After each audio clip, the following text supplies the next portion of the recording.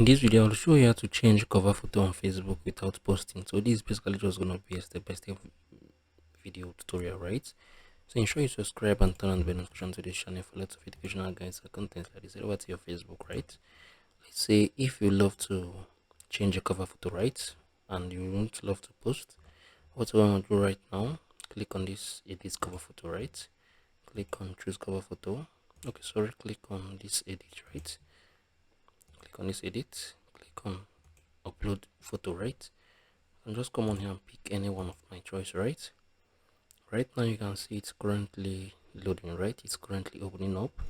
So yeah, you can just choose to drag it, right? And I'm gonna just click on this save.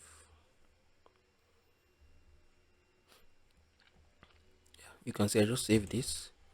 And if you go to my Facebook profile, you see that yeah, this picture is public currently, right?